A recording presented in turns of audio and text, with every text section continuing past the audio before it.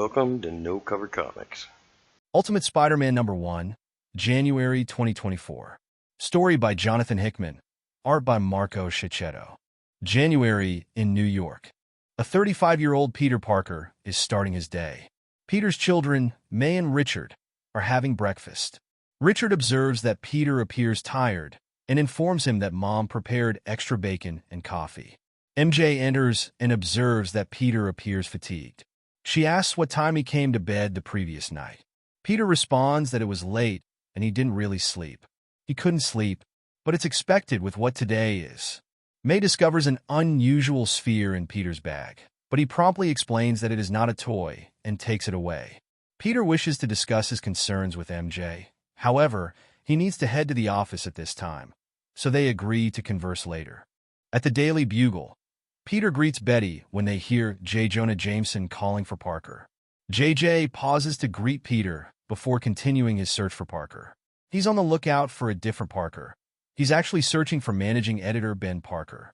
Ben informs Jonah that there is no need to yell, to which Jonah responds that he only yells because he is concerned Ben, being older, may have difficulty hearing him. Jonah inquires with Ben about the possibility of rescheduling the 4 o'clock meeting due to Ben's commitment today. Ben assures Jonah that he will return in time, at which point Peter arrives and asks if Ben is ready to depart. Ben expresses curiosity about Peter's tardiness, to which Peter responds that he arrived neither early nor on time, prompting Jonah and Ben to find his remarks somewhat playful. As Peter and Ben prepare to leave, JJ requests a moment to speak with Peter. Observing that Peter is not wearing a tie, Jonah offers him his. Jonah assists Peter with his tie as they engage in a discussion about Ben's mental state. Although they recognize that Ben is strong, they agree that it is important to be attentive to any signs indicating he may need support. As they conclude their conversation, Jonah suggests to Peter that he could simply inquire with his uncle about his well-being, and he's going to want his tie back. As Peter and Ben stroll towards their destination, Peter covertly asks Ben how he has been feeling lately. Ben scolds him for not asking him directly, so Peter expresses he's been worried about him. Ben hasn't opened up about what happened, keeping his thoughts and emotions to himself. Ben reminds Peter that he was 15 years old when his parents died and he came to live with him and May. Even though it's been 20 years, Ben gently asks Peter if there's ever been a single day when he hasn't thought about his parents or felt that familiar ache. When Peter answers no, Ben says Peter knows exactly how he feels. They're headed to a memorial service to honor May Parker and the others who tragically lost their lives in a terrorist attack involving Tony Stark.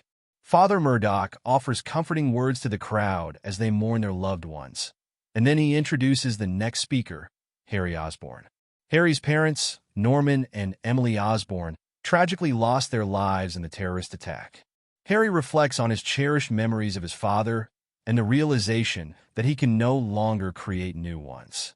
While everyone present has experienced loss, the memories of their loved ones continue to reside in their hearts.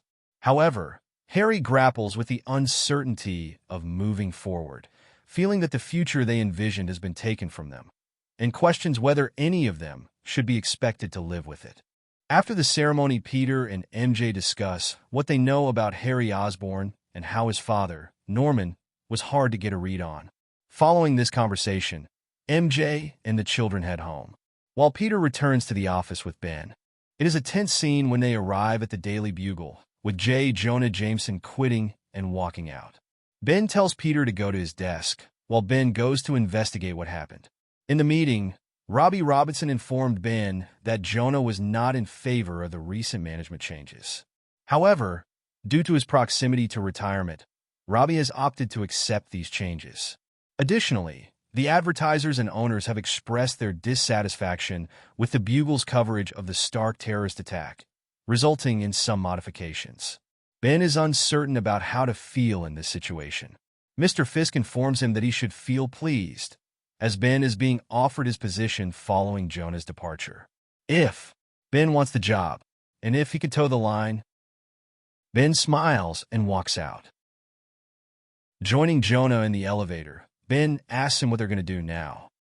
Later on, when Mr. Fisk and his bodyguard step out of his car, it unexpectedly gets attacked and goes up in flames.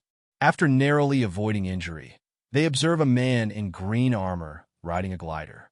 At a bar with no name, Ben and Jonah talk about their futures. Ben is interested in starting a new paper, one they control, though Jonah isn't sure. But at this stage in their lives, they don't know anything else. While discussing their requirements, Jonah notes that it is a dirty business.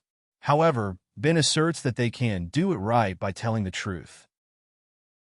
The truth. This makes Jonah laugh hard and long, saying that the only thing he knows for sure is that there's no truth in the news and no news in the truth. Like he said, it's a dirty business. And as a compromise, they agree not to lie. Peter joins them, telling them about the chaos at the Bugle, that Robbie has been put in charge, and asking them about their plans. Ben tells him they decided to start their own news business. Jonah offers Peter a job with no pay, telling Pete to think about it, as he says his goodnights. Peter inquired of Ben how he is able to completely change his life in just one afternoon and begin anew. Ben answers that his wife is dead. Peter is grown, with a family of his own, and Ben was sick of compromising his morals for his job. It was an easy choice. With that, Ben asks Peter what's going on. Peter holds his family and job in high regard. He is not inclined to disrupt these important aspects of his life simply to seek change. While his current situation does not revolve around his employment, and he and MJ make a wonderful couple.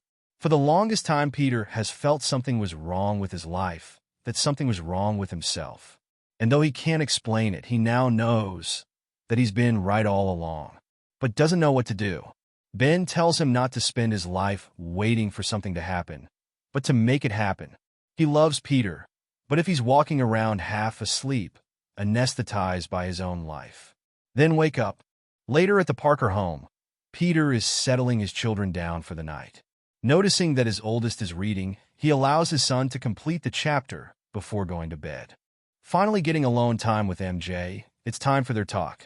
First about Ben and JJ quitting the Bugle and starting their own thing.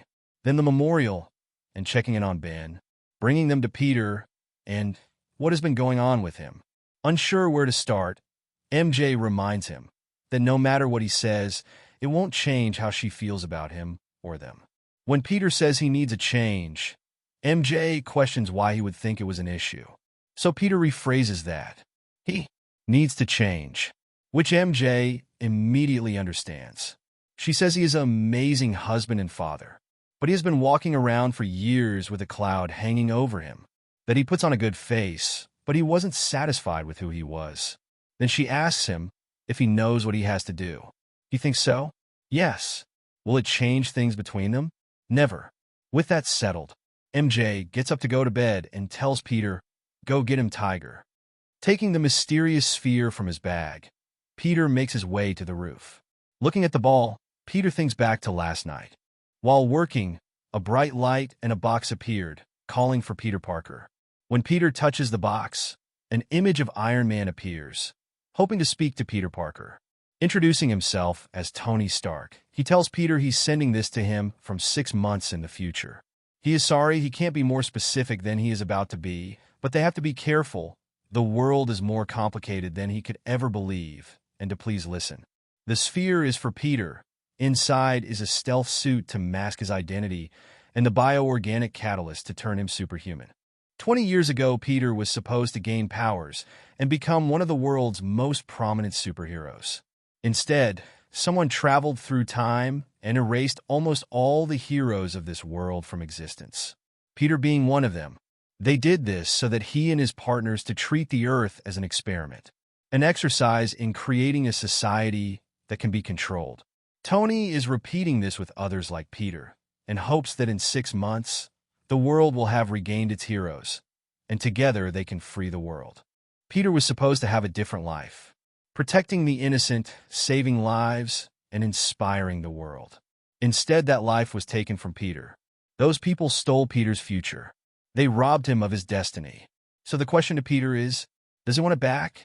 Saying he does, Peter thinks of Ben and MJ encouraging him, as he lets the spider bite him, and Spider-Man is born. Thanks for watching. Please comment, like, and subscribe.